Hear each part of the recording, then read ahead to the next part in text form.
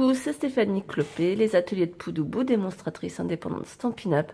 Aujourd'hui, je vous montre les deux projets qui sont faits pour la porte ouverte de Stampin' Up, qui est en ce moment même, voilà, pour les personnes qui ne connaissent pas encore Stampin' Up. Et pour vous, mes clientes, toutes celles qui me suivent, je vous propose les projets pour pouvoir les refaire chez vous. Donc ceux-ci, ce sont les deux modèles. Et je vais vous les montrer dans d'autres couleurs. Donc j'ai décidé d'inverser et de prendre la base piscine party au lieu du narcisse délice. Donc pour ma base, je vais prendre mon set journée splendide et prendre ici les petites fleurs.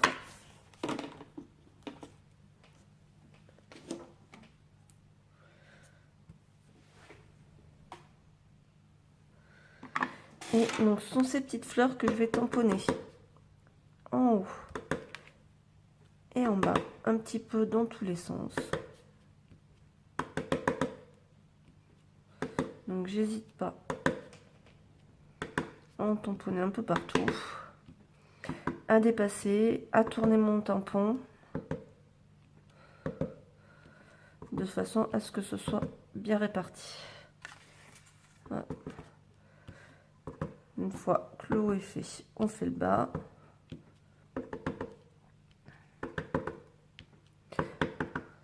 Donc, on fait attention à bien en mettre de partout, à pas laisser de blanc.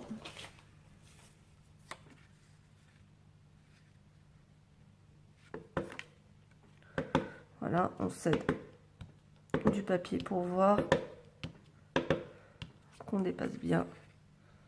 Voilà.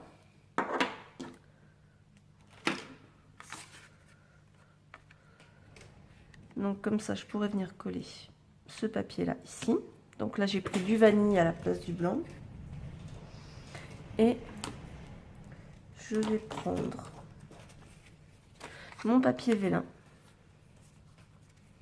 et mon papillon. Alors, ici, vous voyez, ça brille le noir, ce qu'il est embossé. Alors, on me dirait comment j'ai fait pour embosser en noir. Nous n'avons pas de poudre embossée noire au catalogue. Non, on n'a pas de poudre embossée noire, mais on a de la poudre embossée transparente. Donc je vais utiliser mon embossing buddy et mon tampon archive noir nu. Quand vous voulez embosser, pensez bien à recharger votre encreur avant pour qu'il soit bien humide. L'encre archive, contrairement aux encres classiques, sèche beaucoup plus et beaucoup plus vite sur l'encreur. Donc n'hésitez pas à recharger votre encreur régulièrement pour celui-ci, plus que pour les encres de couleur. Là, je l'ai bien tamponné partout. Je vais venir appuyer mon papillon. Et tant que mon encre est bien humide,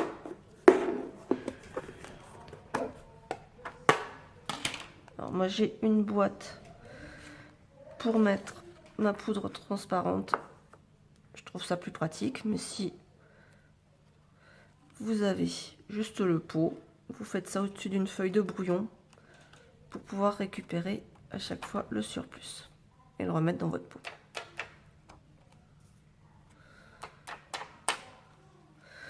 Moi, vous le savez, je fais régulièrement des grosses séries, donc du coup c'est plus pratique comme ça. J'enlève le surplus et maintenant on le sèche avec l'embosseur technique.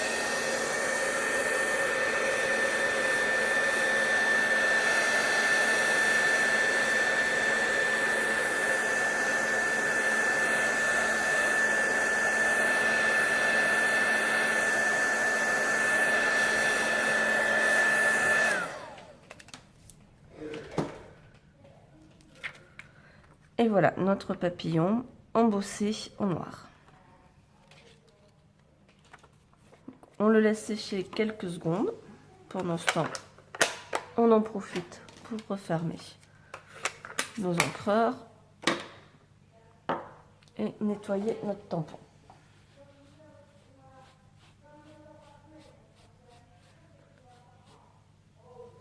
Là. Et maintenant, on va le mettre à l'envers et on va venir utiliser les Stampin' Blends. Donc ces marqueurs à l'alcool que j'adore, et on va pouvoir colorier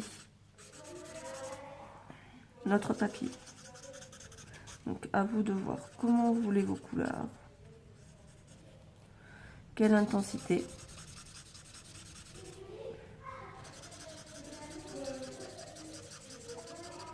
Plus vous allez passer dessus et plus vous aurez de couleurs.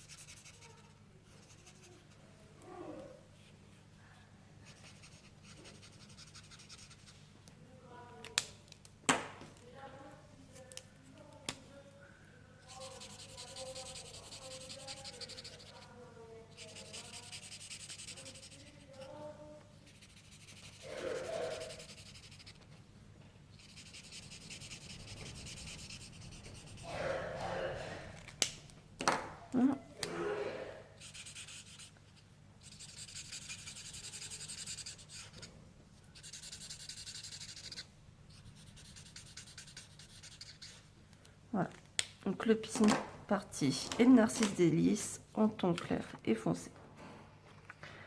Et voilà. Donc là, ça le rend encore plus jaune puisque j'ai pris un papier vanille au lieu de prendre un papier blanc. Donc là, je vais pouvoir venir poser mon papier décalé et je mettrai après ma banderole. Donc au milieu, je mets un petit peu d'adhésif Snail pour faire tenir mon papier. Voilà, comme ça là c'est dans une zone où ça ne se voit pas que j'ai mis de l'adhésif. Je vais venir avec la ficelle à rôti vanille pour rester dans le ton.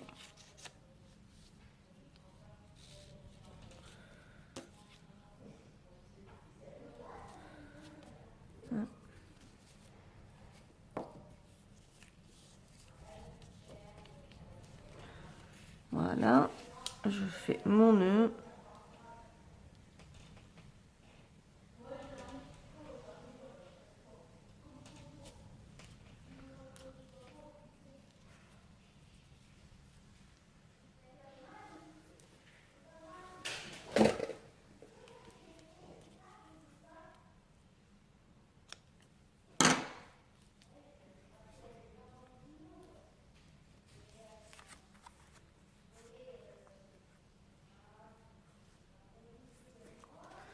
Voilà, et ma banderole avec mon texte. Voilà. Donc je reprends mon encre noire, mon tampon. Si on a peur de ne pas être droit, on peut utiliser le Stampin' Magique. Voilà.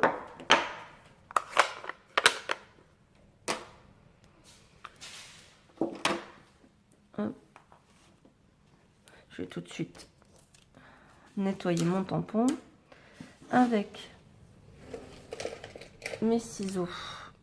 Je vais créer les bannières Donc pour faire les bannières, je centre et je fais la profondeur de ma bannière et ensuite je rejoins les deux triangles.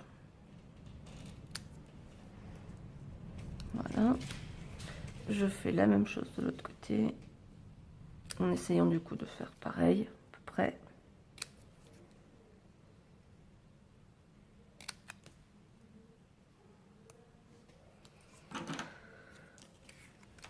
Je vais prendre des mini dimensionals.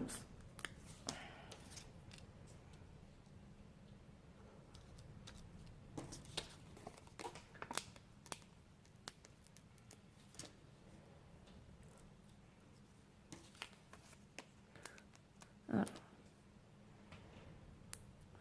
Je les mets en haut et en bas par rapport à ma ficelle pour qu'elle passe bien au milieu.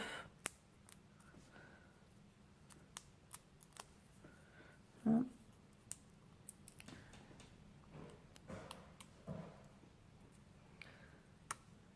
Soulever mon petit nœud.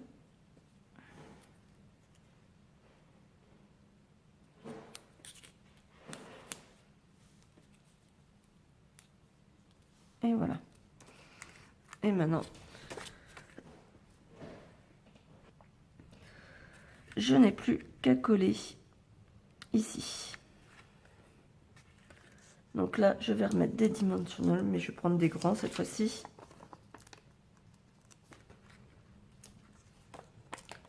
Ça assurera plus de stabilité à ma carte.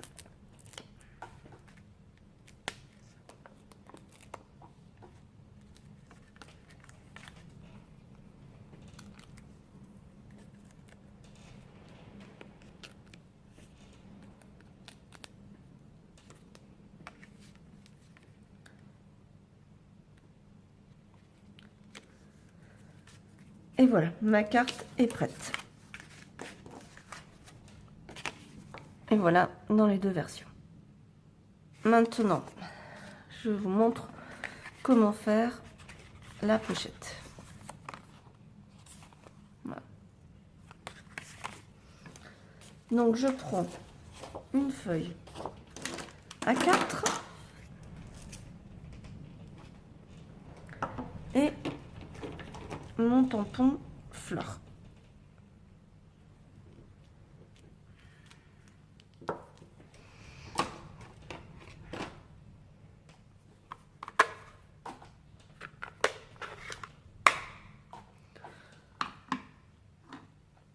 Donc je vais faire pareil que sur l'autre, ma fleur en jaune,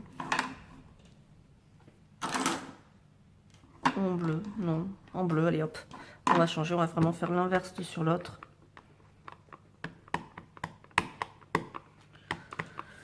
Comme ma fleur est assez grande, j'aime bien dans ce cas-là tamponner à l'envers. Je trouve que c'est plus facile de voir si on a bien tamponné partout.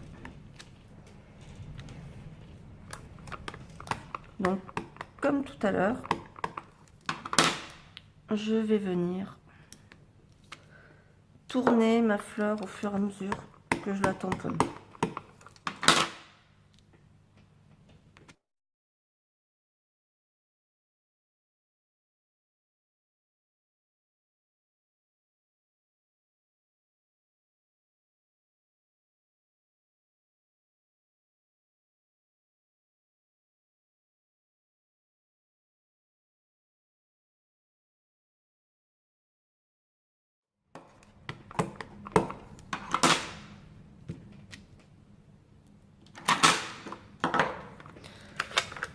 Maintenant que j'ai fini, je vais venir compléter les blancs avec mes petits motifs.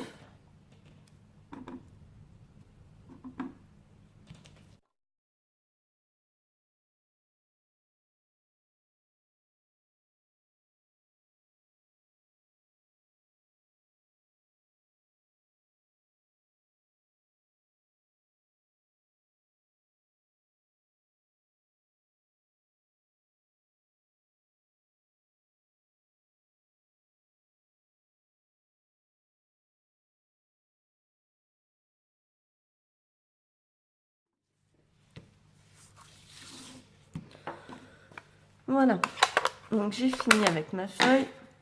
Suite à un petit souci technique avec ma vidéo précédente, je vous montre avec un autre papier comment faire la pochette. Puisque j'ai pas réussi à faire le montage, il y avait un petit problème avec l'ordi. Donc, j'ai repris un papier qui fait un format A4. Et je vais marquer donc mes plis à 4,7 cm d'un côté et 4,8 cm de l'autre. Ici, je me mets à 14,6.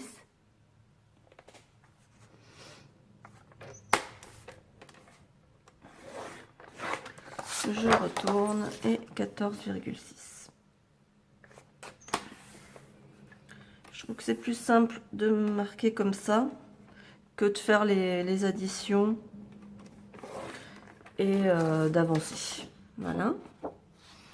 J'ai aussi pour le rabat un deuxième morceau qui fait 9,5 par 11,5. Donc je mets les 11,5 sur la hauteur et je vais venir marquer mon pli à 4 cm pour le rabat.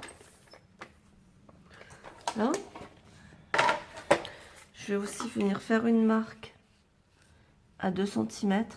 Donc, soit je prends ma règle, soit si vous avez comme moi les papiers quadrillés de Stampin' Up, je m'en sers de règle. Et je mets une marque, je découpe. Voilà. Comme ça, ici, ça sera la partie où je mettrai ma colle sur 2 cm de haut. Donc ici,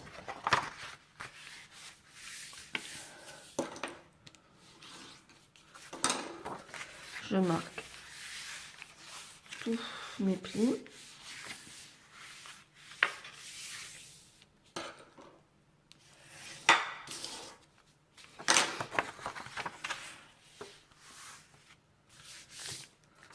Là.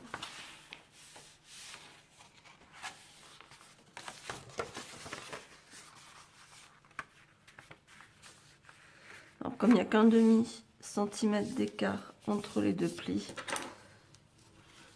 c'est pas toujours facile. Si vous faites une boîte un peu plus large, vous verrez que c'est plus simple. Alors ensuite ici, c'est la seule difficulté technique. Je vais venir aligner mes plis. Voilà. C'est-à-dire que j'ai ici mon bord et je l'aligne avec mon premier pli de ma boîte.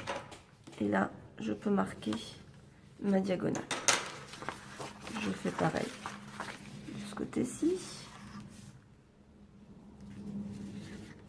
Ici.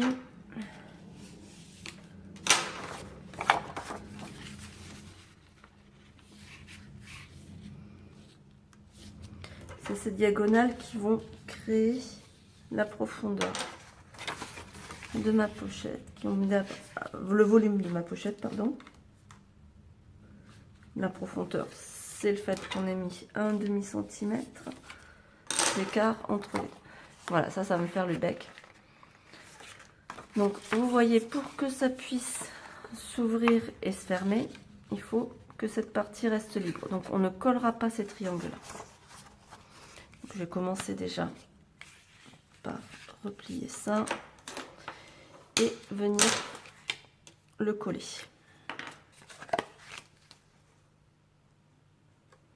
Si vous utilisez de la colle liquide, ne montez pas trop haut pour être sûr que ça dépasse pas et que ça vous passe pas de traces de colle. Voilà. Mais donc ici. Et je vais venir mettre ma colle. Donc on laisse les triangles libres. Et on met juste ici sur le trapèze. En haut et en bas. Pensez à coller les deux côtés en même temps, c'est plus facile.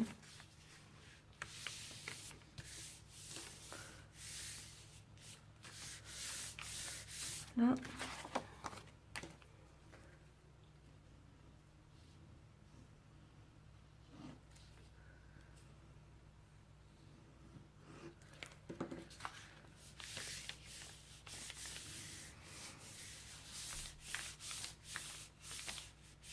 Voilà. Je laisse sécher quelques secondes en appuyant bien pour que ma colle se répartisse bien.